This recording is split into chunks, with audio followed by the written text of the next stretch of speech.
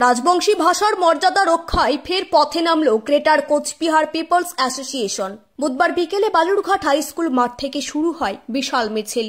স্লোগানে গর্জে ওঠে গোটা শহর। গন্তব্য জেলা প্রশাসনিক ভবন। পুলিশের কড়া ঘেরাটোপ পেরিয়ে বিক্ষোভে ফেটে পড়ে শতাধিক আন্দোলনকারী। দাবি একটাই, রাজবংশী ভাষার স্কুলে অবিলম্বে শিক্ষক নিয়োগ। সংগঠনের অভিযোগ, ভাষাকে পাঠ্যক্রমে রাখার পরও শিক্ষক না থাকায় ছেলে মেয়েরা বঞ্চিত হচ্ছে মৌলিক অধিকার থেকে। চন্দন বর্মন, সংগঠনের শীর্ষ নেতা, স্পষ্ট বার্তা দেন, ভাষা শুধু আবেগ নয়, অস্তিত্বের প্রশ্ন। দাবি না মানলে বৃহত্তর আন্দোলনে নামা হবে।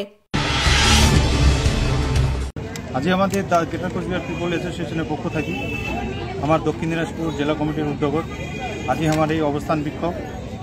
আমার যে 200টা রাজবংশী ভাষা স্কুল সরকার অনুমোদন দেয়, তার মধ্যে আমার দক্ষিণ দিনাজপুরে 16টা স্কুল। এই 16টা স্কুলের মধ্যে 12টা স্কুলের আমার সরকারিভাবে যে নিয়োগপত্র, সেই নিয়োগপত্র ডিএম অফিস থেকে দেওয়া হয়। বাকি আমার যে 4টে স্কুল আছে, সেই 4টে স্কুলের এখনও কোনো রকম কাজ আগায়নি।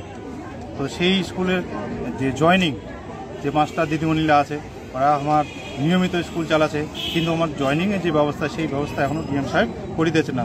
গত 2 বছর থেকে ওরা এই স্কুলগুলো চালিয়ে যাচ্ছে। কয়টা দাবি আছে আপনাদের? মূলত আমার এটা একটাই দাবি, না যদি আমার এটা না হয় তাহলে আমার এই অবস্থান বিক্ষোভ আমার চলতে থাকে। বিক্ষোভকারীদের কণ্ঠে ছিল দীর্ঘ অবহেলার ক্ষোভ, প্রশাসনের নির্লিপ্ততায় অসন্তোষ। রাজবংশী ভাষার স্বীকৃতি এবং সামাজিক উন্নয়নের প্রশ্নে তাদের আন্দোলন এখন শুধু দাবি নয়, একটা লড়াইয়ের নাম।